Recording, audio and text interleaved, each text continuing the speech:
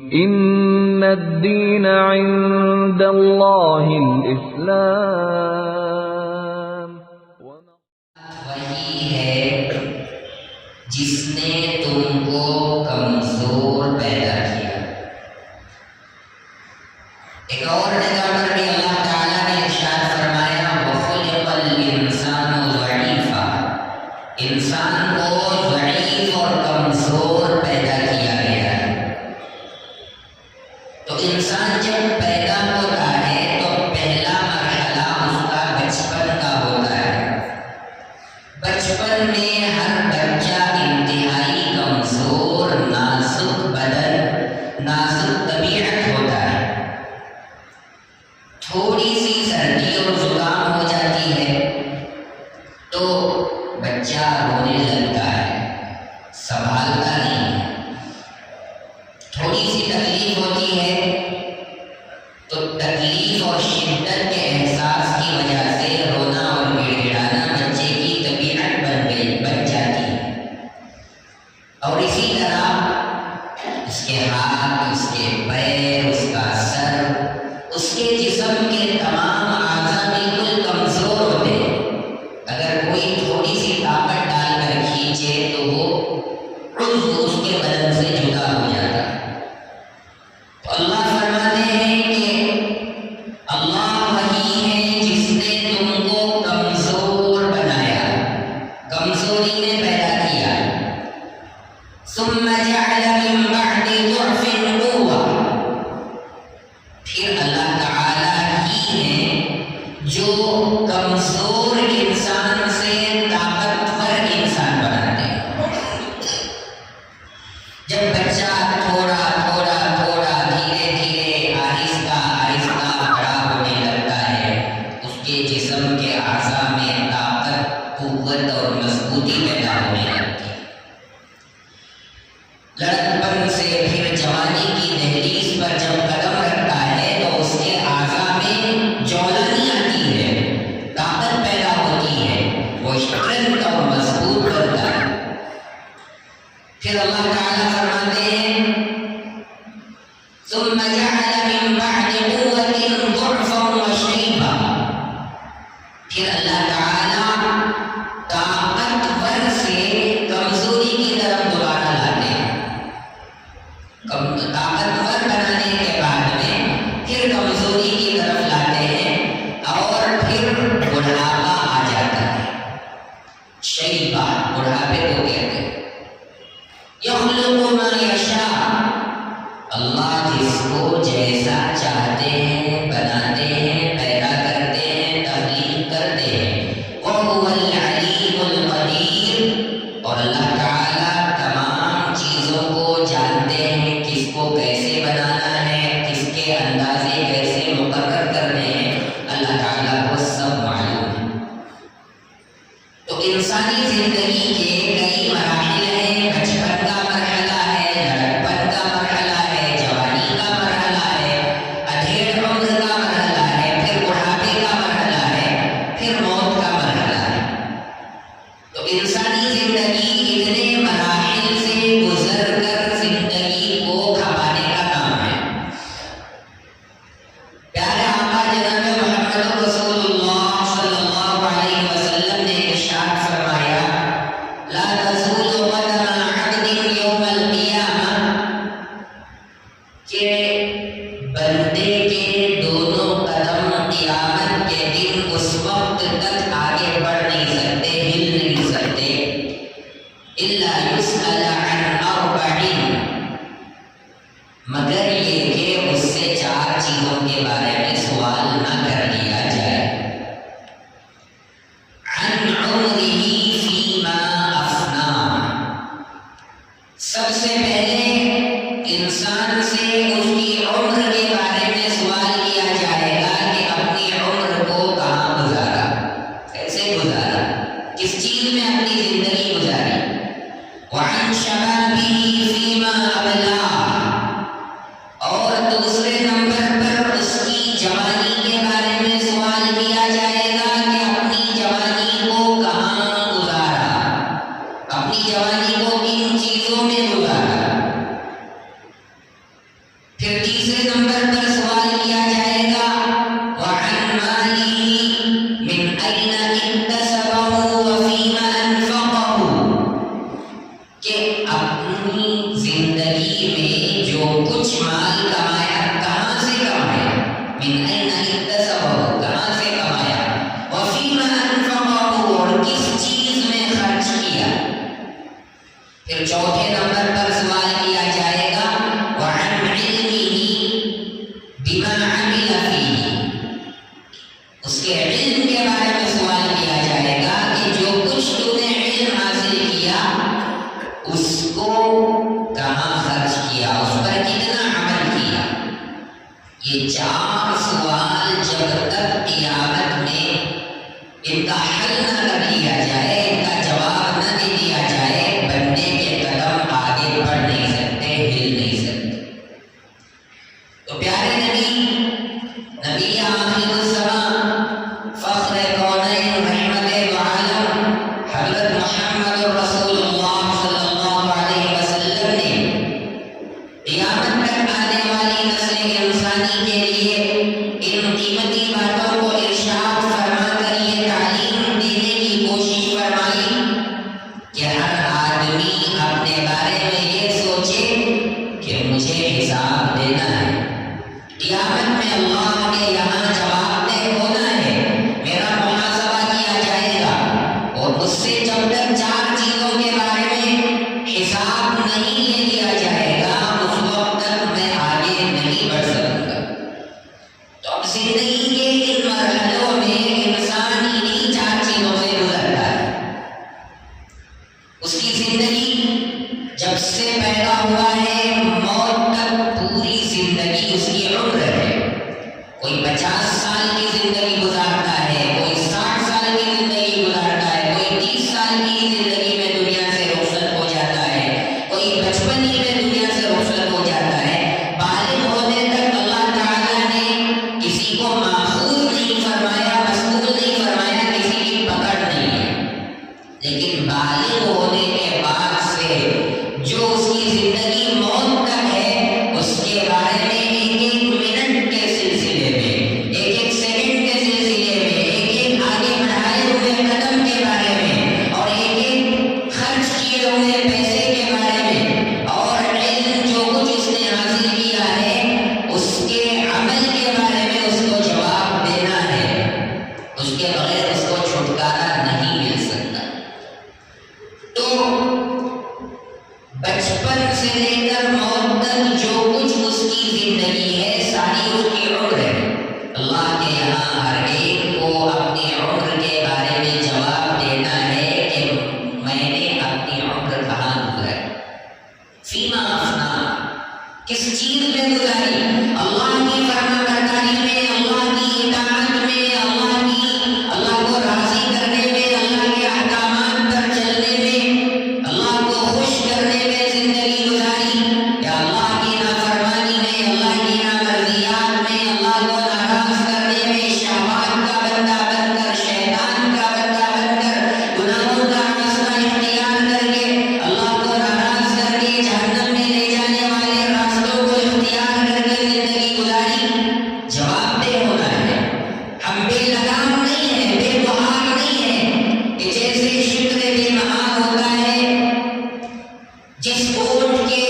ناک میں نکیل نہ ڈالی جائے، رسی نہ باندھی جائے، وہ اونٹ کبھی ادھر کو بھاگتا ہے، کبھی ادھر کو بھاگتا ہے، اس کا جی جیسے چاہتا ہے وہ ادھر ادھر اپنا رخ موڑ لیتا ہے۔ کسی انسان کو اللہ نے شکر بے بہار نہیں بنایا، بے لگام نہیں چھوڑا کہ وہ جیسے چاہے اپنی زندگی گزارے اور اپنے آپ کو شہوتوں کا بندہ بنا کر اور اپنے آپ کو خواہشات کا بندہ بنا کر جیسے چاہے زندگی گزارے،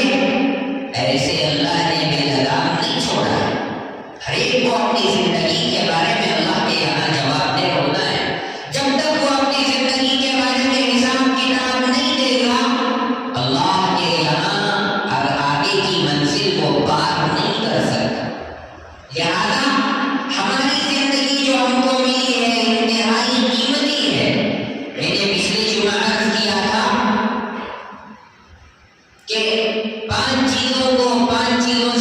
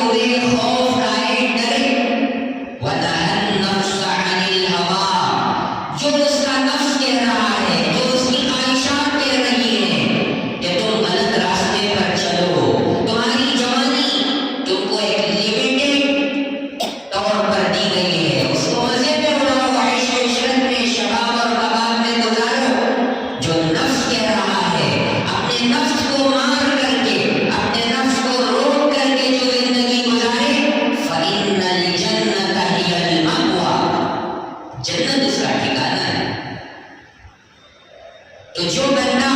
دنیا کی زندگی میں اپنے پروردگار سے ڈر کر زندگی گزارے گا، اپنے نفس کو قابو میں کر کے نفس کے خلاف زندگی گزارے گا، اللہ نے اس کے لیے جنت تیار کر رکھی ہے، اس کا ٹھکانہ جنت ہے۔ اور اللہ کے نبی صلی اللہ علیہ وسلم ارشاد فرماتے ہیں، حدیث قدسی کا فرمان ہے، اللہ فرماتے ہیں اعددت لعبادی الصالحین ما لا عین رأت ولا اذن سمعت ولا خطر علی قلب بشر، میں نے اپنے نیک بندوں کے لیے ایسی جنت تیار کی ہے ما لا عین رأت کہ آج تک کسی آنکھ نے اس کو نہیں دیکھا، کسی آنکھ نے اس کو نہیں دیکھا، ایسی جگہ مزے کرنے کے لیے، عیش و عشرت کے ساتھ زندگی گزارنے کے لیے میں نے ایسی جنت تیار کر رکھی، ولا اذن سمعت، اور جس کو کسی کانوں نے نہیں سنا، ولا خطر علی قلب بشر، دیکھنے کی بات دور کی ہے، سننے کی بات دور کی ہے، ولا خطر علی قلب بشر، اس جنت کے بارے میں، اس مقام کے بارے میں، اس عیش و عشرت کی جگہ کے بارے میں کسی بندے کے دل میں اس کا تصور اور گمان تک نہیں ہو سکتا کہ وہ ایسی ہوگی۔ ایسی جنت اللہ نے اپنے بندوں کے لیے، اللہ سے ڈر کر زندگی گزارنے والوں کے لیے، اپنے نفس کو کنٹرول میں رکھ کر زندگی گزارنے والوں کے لیے اللہ تعالیٰ نے ایسی جنت تیار کر رکھی۔ اب اس پورے مجمع میں سے کوئی ہاتھ اٹھا کر کے کہے کہ ہم کو ایسی جنت قبول نہیں ہے، ہم اس جنت کے مقابلے میں دنیا کی زندگی میں مزے کے ساتھ، عیش و عشرت کے ساتھ، عیاشیوں کے ساتھ گزارنا چاہتے ہیں، ہے کوئی بندہ جو اس جنت کے مقابلے میں اس دنیا کی گندی زندگی کو، گندے ماحول کو، برائیوں کے ماحول کو، گناہوں کے ماحول کو قبول کر لے اور زندگی کو خیرات کہہ دے؟ کوئی بندہ نہیں ہو سکتا۔ لیکن پھر کیا بات ہے، سب چیزیں معلوم ہونے کے باوجود، زندگی کی قدر و قیمت ہونے کے باوجود، میری ایک سانس قیمتی ہے، جو میں لے چکا ہوں وہ دوبارہ پلٹ کر نہیں آ سکتی، میرا جو ایک سیکنڈ آگے بڑھ چکا ہے وہ دوبارہ لوٹ کر نہیں آ سکتا، میرا ایک گھنٹہ جو آگے بڑھ چکا ہے وہ دوبارہ کبھی مجھے واپس نہیں مل سکتا۔ پھر کیا وجہ ہے کہ ہم وہی غفلت والی، سستی والی، لاپرواہی والی، کاہلی والی زندگی گزارنے پر مجبور ہیں؟ وجہ یہ ہے کہ ہمارے پیچھے شیطان لگا ہوا ہے، نفس لگا ہوا ہے، نفس اور شیطان کے جال میں پھنس کر ہم اپنے رب سے ڈرنے کو چھوڑ کر کے نافرمانیاں کرنے پر تلے ہوئے ہیں، اللہ کو ناراض کرنے والے اعمال کرنے میں لگے ہوئے ہیں، جہنم میں لے جانے والے اعمال میں ہم لگے ہوئے ہیں۔ تو بزرگوں، ہمیں اپنے رب کو کبھی نہیں بھولنا چاہیے، اپنے رب کے سامنے کھڑے ہونے سے کبھی اپنے آپ کو بھلانا نہیں چاہیے۔ وَأَمَّا مَنْ خَافَ مَقَامَ رَبِّهِ، جو بندہ اپنے رب کے سامنے قیامت میں کھڑے ہونے سے خوف کھائے گا، جو اپنے نفس کو کنٹرول میں کرے گا، اپنے نفس کے خلاف زندگی گزارے گا، اللہ نے جنت تیار کر رکھی ہے ایسے لوگوں کی۔ اللہ کے نبی صلی اللہ علیہ وسلم ارشاد فرماتے ہیں کہ اللہ کا فرمان ہے، اللہ فرماتے ہیں کہ میں نے جنت کو مشکلوں سے، مصیبتوں سے، تکلیفوں سے، پریشانیوں سے گھیر رکھا ہے، اور اللہ فرماتے ہیں کہ میں نے جہنم کو مزوں میں، عیش و عشرت میں، خواہشات میں اور پھر گناہوں سے گھیر رکھا ہے۔ جو بندہ جہنم میں جانا چاہتا ہے، جس کی خواہش ہے کہ میرا ٹھکانہ جہنم بنے، وہ دنیا میں عیش و عشرت کی زندگی گزارے، مزے میں زندگی گزارے، اللہ کو بھول کر، اللہ کو ناراض کرتے ہوئے گناہوں کے ساتھ زندگی گزارے، جہنم کو اللہ نے عیش و عشرت کے ساتھ، مزوں کے ساتھ، گناہوں کے ساتھ گھیر رکھا ہے۔ اور جو بندہ جنت میں جانے کو اپنے لیے ضروری سمجھے،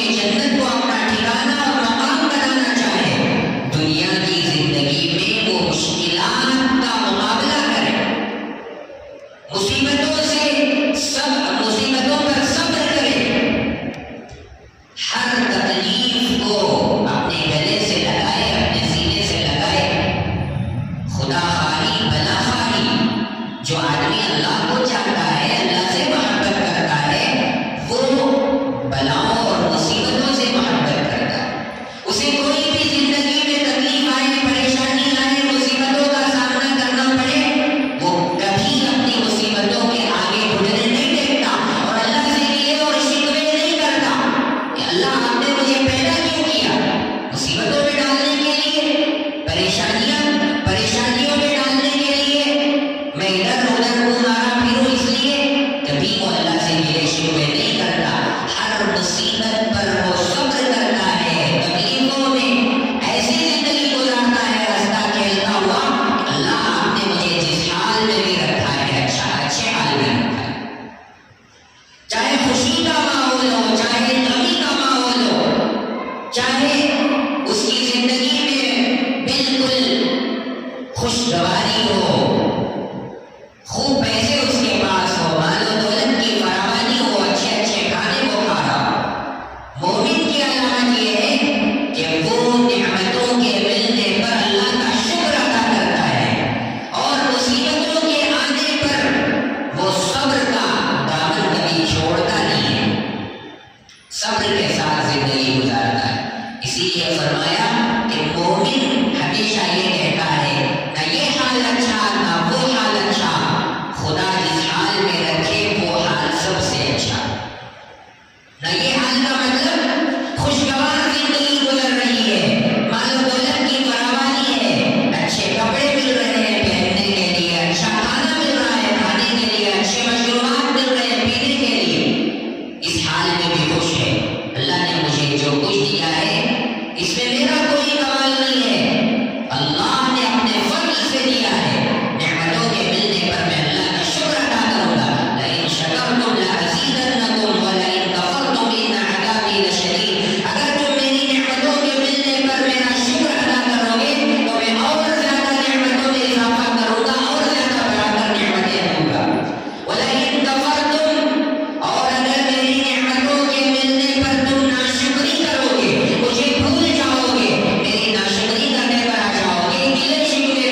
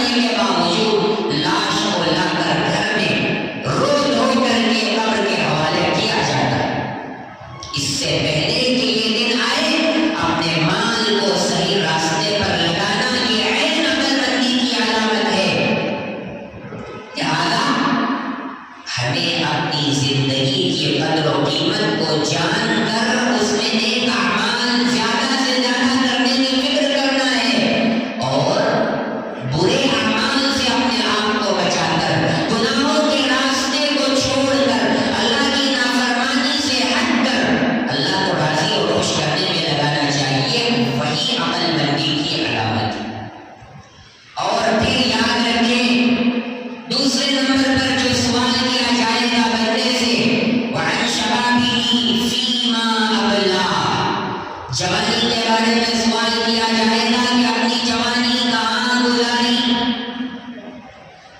جوانی ایک ایسا مرحلہ ہے انسان کی زندگی کا کہ دنیا جب سے شروع ہوئی ہے آج تک دنیا کے اندر جو بھی انقلاب پیدا ہوا ہے وہ نوجوانوں کی وجہ سے، اور انسان اپنی زندگی میں جو کچھ بھی پائیداری کے ساتھ مضبوطی کے ساتھ کام کر سکتا ہے وہ جوانی کی عمر میں ہی کر سکتا ہے، نہ بچپن کی عمر میں کر سکتا ہے نہ بڑھاپے کی عمر میں اس قوت کے ساتھ اس مضبوطی کے ساتھ اس پختگی کے ساتھ کر سکتا ہے جو جوانی میں ہو سکتی۔ تو آج جتنے طوفانوں کو موڑا ہے نوجوانوں نے موڑا ہے، جتنے انقلاب دنیا میں لائے گئے ہیں اس کے پیچھے نوجوانوں کی طاقت ہے، نوجوانوں کی نوجوانی ہے، اور جتنے چیلنجز کا مقابلہ کر کے جتنے چیلنجز کو فیس کرنے کا دم اور مضبوط طاقت جس کے ہاتھ میں تھی اور ہے اور رہے گی وہ نوجوان ہے۔ اسی لیے اللہ کے پیارے حبیب صلی اللہ علیہ وسلم نے ارشاد فرمایا قیامت میں کوئی بوڑھا نہیں ہوگا، کوئی بچہ نہیں ہوگا، جوانی کی حالت میں ہر ایمان والے کو جنت میں بھیجا جائے گا۔ سیدہ شباب اہل الجنہ الحسن والحسین، کیا فرمایا اللہ کے نبی صلی اللہ علیہ وسلم نے؟ تمام نوجوانوں کے سردار جنت میں دو ہوں گے جو آپ کے نواسے ہیں، حضرت حسن اور حضرت حسین۔ ہر آدمی کو 35 سے 40 سال کی عمر میں جو نوجوان ہوتا ہے بالکل ہٹا کٹا مضبوط اور طاقتور ایسا جوان بنا کر جنت میں بھیجا جائے، کوئی بچہ جنت میں نہیں، کوئی بوڑھا جنت میں نہیں۔ اس سے پتہ کیا چلا؟ جوانی ہر زمانے میں مسلم رہی ہے اور یہی مقصود بھی ہے، لہذا جوانی کو معمولی نہ سمجھیں، اور فرمایا الشباب شعبۃ من الجنون، جوانی دیوانی ہوتی ہے۔ جوان رہ کر جو کرنا، جو کام کرنا چاہے، جس مرحلے کو پار کرنا چاہے، جس کٹھن مشکل کو حل کرنا چاہے، جس چیلنج کا مقابلہ کرنا چاہے، جس طوفان کا رخ موڑنا چاہے، وہ جوانی کی دہلیز پر قدم رکھ کر کرنے کی طاقت جوان رکھتا ہے۔ لہذا جوانی کی زندگی کو معمولی اور بے قدر و قیمت سمجھ کر جو گزار دیتا ہے، جو ضائع کر دیتا ہے، جو برباد کر دیتا ہے، جو اللہ کی نافرمانی میں گزار دیتا ہے، اسے اپنی ایک ایک پل کی جوانی کا حساب اللہ کے یہاں دینا ہے۔ آج ہماری نوجوان نسل جس بے راہ روی کا شکار ہے، جس طرح گناہوں کے طوفان میں دن کے بن کر ہمارے نوجوان بہہ رہے ہیں، خدا کی قسم ایک ایک نوجوان کو اپنی جوانی کا جواب دینا ہے۔ ایک ایک پل کو اللہ کے سامنے پیش کیا جائے گا، اس کے بارے میں حساب لیا جائے گا، ہم کو اس کے بارے میں جواب دینا ہے۔ ایسا نہیں ہے کہ میں جو چاہے کر لوں، میری مرضی میں جو آئے میں اس کے مطابق زندگی گزار لوں، میں جو کہوں گا وہی ہوگا، میں جو نہ چاہوں گا وہ نہیں ہو سکتا، میں جیسے کہوں گا ویسے ہی ہمارا گھر چلے گا۔ یہ ساری جوانی کی طاقت باقی رہنے تک ہی کی چیزیں ہیں، جب جوانی ختم ہو جائے گی اسے اپنی اصلی حقیقت سمجھ میں آئے گی۔ لہذا جتنوں کی نوجوانی گزر گئی وہ اپنی نوجوانی پر غور کر کے دیکھیں، ہماری نوجوانی کو ہم نے کہاں گزارا؟ اللہ کی فرما برداری میں گزارا، جنت میں لے جانے والے اعمال میں گزارا، پیارے آقا صلی اللہ علیہ وسلم کی سنتوں کے مطابق گزارا، یا سنتوں کے جنازے نکال کر گزارے؟ اپنی نوجوانی کی عمر کو وہ غور کر کے فکر کر کے دیکھیں کہ ہم نے کہاں گزارا۔ اگر ہماری نوجوانی غلط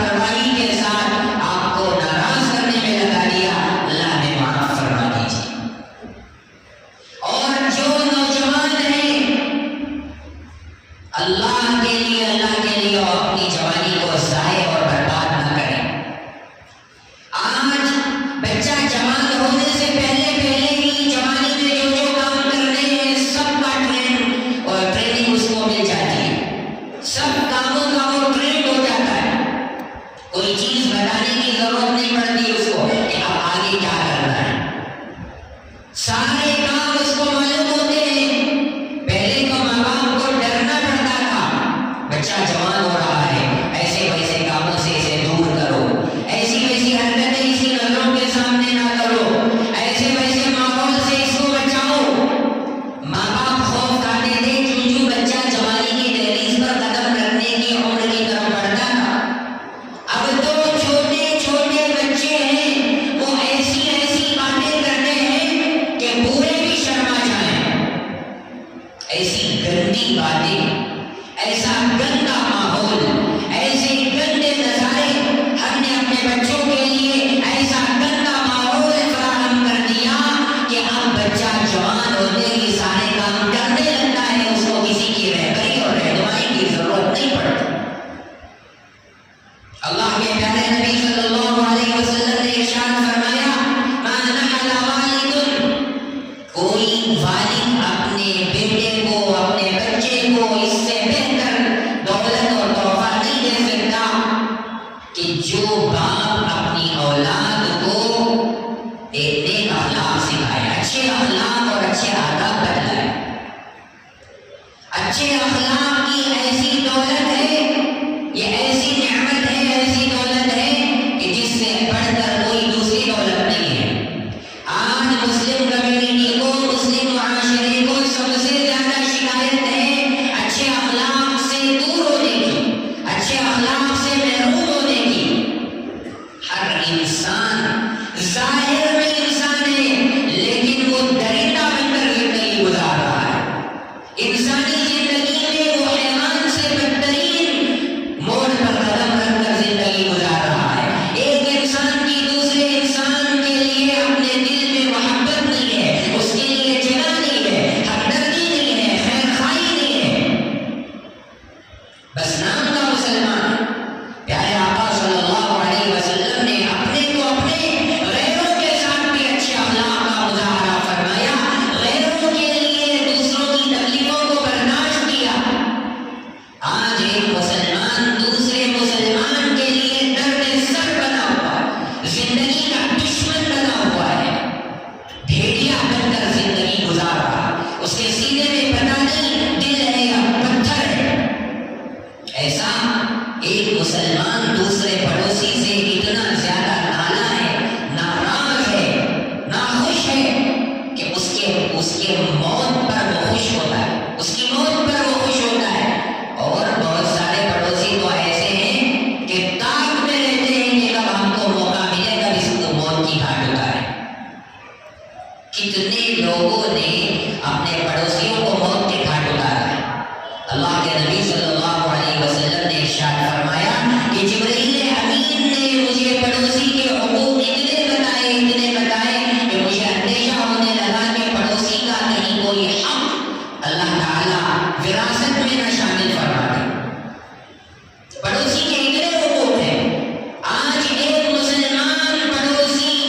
دوسرے مسلمان سے اتنا زیادہ بیزار ہوتا ہے کہ اس کی تکلیفوں سے گھر خالی کر کے جاتا ہے.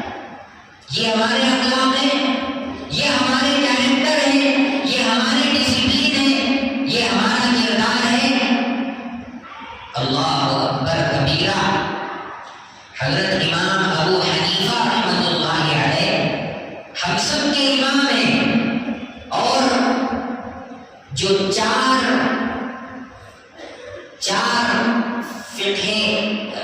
جو چار راستے ہیں، جو چار مذاہب ہیں، چار امام ہیں، چار مسلکوں کے چار امام ہیں. تو سب سے زیادہ پوری دنیا میں جن کی اتباع کرنے والے لوگ ہیں وہ حضرت امام اعظم ابو حنیفہ رحمۃ اللہ علیہ کے ماننے والے. ان کے بازو میں یہودی کا گھر تھا. اس یہودی نے اپنے مکان کا کرایہ 9,000 دینار یا درہم لگایا. یا پھر بعض کتابوں میں لکھا ہے کہ اس نے اپنے گھر کو سیل پر رکھا، فروخت کے لیے رکھا. اس کی قیمت 9 لاکھ دینار لگائی. لوگ آتے، گھر دیکھتے، لوگوں کو پسند آتا، پھر ریٹ بات کرتے، قیمت بات کرتے، تو وہ کہتا 9,000 دینار ہے یا 9 لاکھ دینار ہے. لوگ پوچھتے کہ اتنا قیمتی تو یہ مکان نہیں ہے، اس کی قیمت تو اتنی نہیں ہے، پورے علاقے میں کسی مکان کی بھی اتنی قیمت نہیں ہے، اتنا کرایہ نہیں ہے، پھر تم اتنا زیادہ کرایہ اور اتنی زیادہ قیمت کیوں لگا رہے ہو؟ اس نے جو بات کہی وہ یقینی طور پر ہر مسلمان کو اپنی زندگی میں اپنے دل و دماغ میں بٹھا کر پیوست کر کے یاد رکھنے کی بات ہے. اس نے جو کہا کہ میں جو قیمت لگا رہا ہوں مکان کی قیمت نہیں لگا رہا ہوں، جو کرایہ لگا رہا ہوں یہ اس مکان کا کرایہ نہیں لگا رہا ہوں، میں اس کا جو کرایہ اور قیمت جو لگا رہا ہوں اس لیے لگا رہا ہوں کہ اس کے بازو میں پڑوسی حضرت امام اعظم ابو حنیفہ رحمۃ اللہ علیہ اور اتنا اچھا پڑوسی ہے، اس سے کبھی کسی کو تکلیف نہیں ہوگی. یہ اپنے پڑوسی کا ہر دم ہر لحاظ سے ہر موقع پر خیال رکھیں گے، ہر طرح سے ساتھ دیں گے، مدد کریں گے، تعاون کریں گے. کبھی کوئی پریشانی آئے گی تو تم اپنے آپ کو اکیلا محسوس نہیں کرو گے، ہر دم ہر آن تم ان کو تمہاری پریشانی میں ساتھ میں پاؤ گے. تو اس نے ایک انسان کی وجہ سے لاکھوں کی قیمت اپنا کرایہ اور اپنے گھر کو فروخت کرنے کے لیے قیمت لگایا. ایک یہودی کو اس وقت کے مسلمان کی قدر و قیمت اتنی زیادہ معلوم تھی کہ وہ اپنے گھر کا کرایہ اپنے گھر کی قیمت اتنی زیادہ لگا رہا ہے. ایک ایمان والے کے اخلاق سے متاثر ہو کر کیا آج کوئی مسلمان ہاتھ اٹھا کر دعویٰ کر سکتا ہے کہ میرے اخلاق کی وجہ سے میرے پڑوسی اتنے زیادہ خوش ہیں کہ میرے اوپر مال لٹانے کے لیے، میرا ساتھ دینے کے لیے، میرا تعاون کرنے کے لیے قدم بقدم اور شانہ بشانہ چلنے کے لیے تیار ہے؟ اللہ کے نبی صلی اللہ علیہ وسلم نے کیا فرمایا کہ جو آدمی اپنے حرکتوں سے، اپنے کاموں سے اپنے پڑوسی کو تکلیف پہنچائے وہ جنت میں مقام پا نہیں سکتا. اللہ کے یہاں اس کی سخت ترین پکڑ ہوگی. آج ہمارے اخلاق کیسے؟ تو آج ہم اپنے اخلاق کی وجہ سے ہر طرف دھتکارے جا رہے ہیں، ہر طرف مارے جا رہے ہیں، پیٹے جا رہے ہیں. ہمارے اوپر مشکلات کا، مصیبتوں کا ہمارا سامنا ہے. لہذا ہم اپنے اخلاق کو درست بنائیں، اپنے اخلاق کو صحیح ترازو میں تولیں. ہمارے اخلاق کیسے؟ غیر کہاں سے آئیں گے ہمارے قریب میں؟ ہمارے اخلاق سے ہمارا مسلمان ہم سے دور بھاگ رہا ہے. میں آپ کو اپنے دل کی بات بتلاؤں کہ آج بھی جب آن لائن میں مجھے آٹو بک کرنے کی ضرورت پڑتی ہے، کار بک کرنے کی ضرورت پڑتی ہے، تو جو ہی میں آن لائن کھول کر دیکھتا ہوں، جب کوئی آرڈر بک ہوتا ہے، کوئی رائڈ بک ہوتی ہے، کوئی غیر مسلم ڈرائیور ہوتا ہے، تو دل میں عجیب قسم کا اطمینان اور سکون آتا ہے. اور جب کوئی مسلمان ڈرائیور بک ہوتا ہے، اللہ کے لیے میری بات کو کوئی برا نہ سمجھے، یہاں پر کوئی آٹو ڈرائیور میں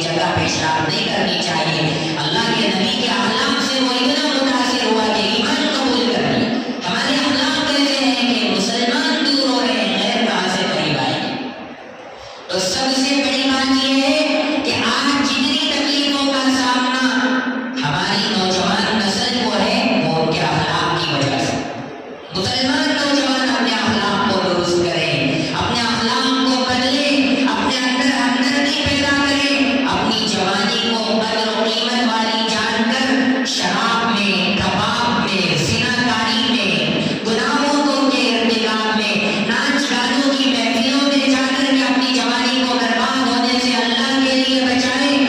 ایک ایک جوانی کے لمحے کو آپ کو اللہ کے یہاں جا کر جواب دینا ہے، لہذا غلط صحبتوں سے اپنے آپ کو بچائیں۔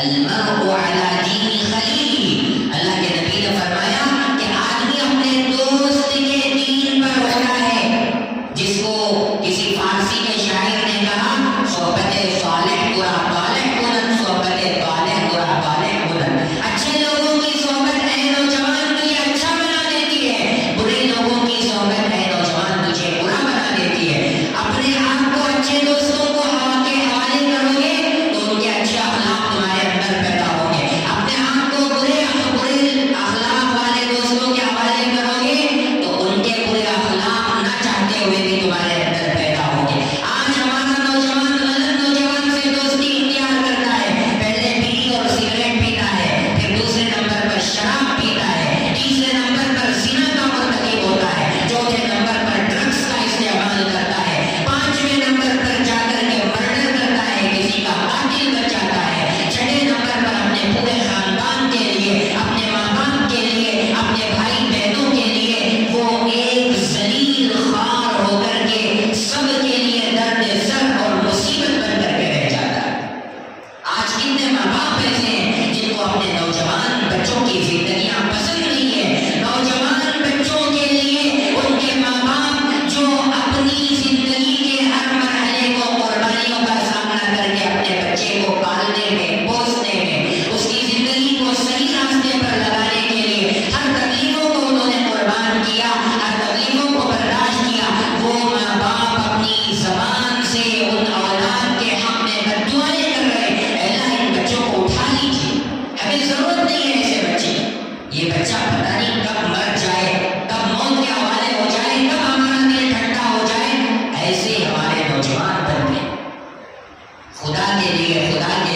اپنی زندگی کی قدر و قیمت کو جانو، ہم کو اللہ نے کیوں پیدا کیا ہے، ہمارا مقصد کیا ہے، اور ہم کو اللہ کے یہاں قیامت میں جواب دہ ہونا ہے، اس کو اپنے گریبانوں میں جھانک کر تنہائی میں بیٹھ کر اپنی زندگی کے تمام مراحل کو سمجھو اور پھر آگے کی زندگی کو قیمتی سے قیمتی بناؤ، اس کی بہت زیادہ ضرورت ہے۔ ایسا نہیں ہے کہ برا ماحول ہے، گندا ماحول ہے، ہر جگہ ناچ گانے کی محفلیں سجی ہوئی ہیں، ہر جگہ آدھے کپڑوں میں ننگی عورتیں گھوم رہی ہیں، اپنے حسن و جمال کا اظہار کر رہی ہیں، تو ہم بھی جا کر کے اس میں بہ جائیں، ان کے ماحول میں جا کر کے آگے بڑھ کر عیش و عشرت میں اپنی زندگی کو گزار دیں، ایسا نہیں ہے۔ ان الذین یحبون ان تشیع الفاحشہ، اللہ فرماتے ہیں کہ جو بندے برائیوں کو، گناہوں کو، گندے ماحول کو پھیلاتے ہیں، وہ پسند کرتے ہیں اس بات کو کہ برائیاں پھیلے ایمان والوں میں، جو بھی مومنین کے اندر برائیوں کو پھیلانے کا سبب بنتے ہیں، برائیوں کو پھیلانا پسند کرتے ہیں، اللہ فرما رہے ہیں لہم عذاب علیم فی الدنیا والآخرہ، ان کے لیے دنیا کی زندگی میں بھی عذاب ہے اور آخرت کی زندگی میں بھی عذاب ہے۔ لہذا جتنے لوگوں نے موبائل کی دکانیں کھول رکھی ہیں فلم ڈال کر دینے کے لیے، گانے ڈال کر دینے کے لیے اور گندے ویڈیوز ڈال کر دینے کے لیے، سب کے سب گنہگار ہیں، اور وہ اپنی زبان حال سے چیخ چیخ کر یہ کہہ رہے ہیں کہ ہم اللہ کے عذاب کو دنیا میں بھی سہنے کے لیے تیار ہیں، آخرت میں بھی ہم سہنے کے لیے تیار ہیں۔ جتنے سیڑھیوں کے دکان ہیں، جتنے برائیوں کے اڈے ہیں، جتنے ناچ گانوں کے کلب ہیں، جتنے ناچ گانوں کی محفلیں ہیں، سب کے سب جو ہیں وہ ایمان والوں کے ایمان کو خراب کرنے کے لیے، ہمارے نوجوانوں کی نوجوانی کو برباد کرنے کے لیے ہے۔ لہذا ہمارے نوجوان گانوں سے، ناچ گانے کی محفلوں سے، جہاں پر برائیاں پھیل رہی ہیں، وہ ان برائیوں سے اپنے آپ کو بچائیں اور گندے ماحول سے اپنے آپ کو بچائیں اور اپنی جوانی کو صحیح کاموں میں لگائیں۔ جتنے فتنے پھیل رہے ہیں، قیامت جتنی قریب ہوتی جا رہی ہے، ہمارے نوجوان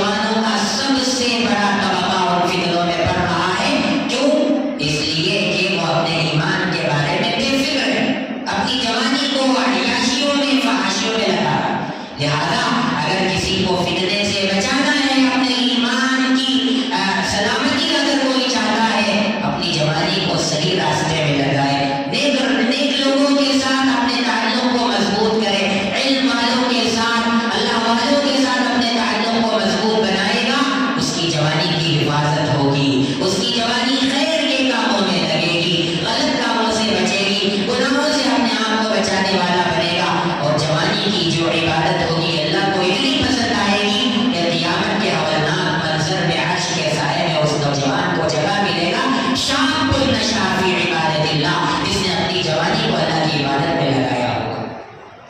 اور پھر جو مال ہم نے کمایا ہے، اس کا بھی ایک الگ ہی پورا عنوان ہے، مال ہم کہاں سے کما رہے ہیں، کہاں خرچ کر رہے ہیں، بڑی ٹاپک ہے، مجھے انشاءاللہ اگلے آنے والے ہفتوں میں اس کو بیان کرنا ہے۔ لہٰذا مال کہاں سے ہم کما رہے ہیں، حلال کما رہے ہیں، حرام کما رہے ہیں، اس کے بارے میں بھی جواب دینا۔ اب حلال کمایا تو بھی جواب سے چھٹکارا نہیں ہے، حلال کمانے کے بعد مرضی کے مطابق جہاں جہاں وہاں خرچ کیا،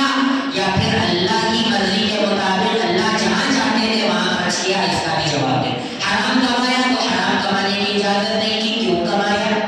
پھر اس کو کہاں خرچ کیا، دونوں کے بارے میں بھی جواب دینا ہے۔ اور پھر علم حاصل کیا، اپنے علم کو صحیح راستے پر لگایا، جو نفع علم حاصل کیا تھا اس علم کے مطابق عمل کیا یا نہیں کیا، جو باتیں معلوم تھی کہ اس راستے پر نہیں جانا ہے، اس راستے پر جانا ہے، ان کاموں کو کرنا ہے، ان کاموں کو نہیں کرنا ہے، جاننے کے باوجود، علم حاصل کرنے کے باوجود غلط راستے پر لگا، غلط کاموں کو کیا، جن چیزوں سے رکنا تھا ان چیزوں سے نہیں رکا، پھر بھی یہاں اس کے بارے میں اللہ کے یہاں جواب دینا ہے۔ لہٰذا بزرگوں اور بھائیوں، اللہ نے ہم کو جو قیمتی زندگی دی ہے اس کو ہم قیمتی سمجھ کر کے غفلت سے، سستی سے، لاپرواہی سے، ہر طرح کی برائیوں سے اپنے آپ کو بچا کر اپنی زندگی کو قیمتی بنائیں۔ شاعر نے کہا سنبھل کر رکھ قدم ہے دل بہار حسن فانی میں،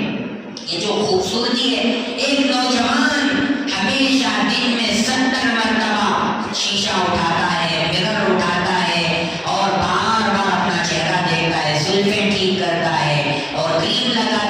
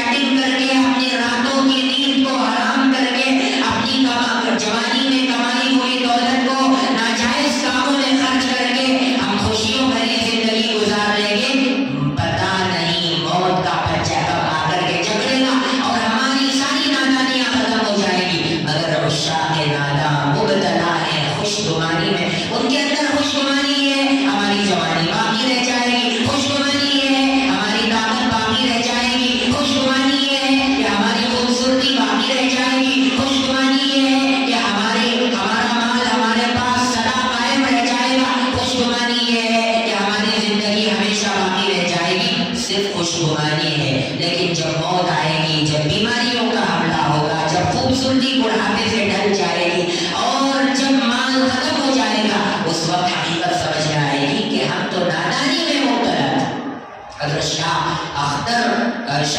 اختر رحمت اللہ علیہ کا یہ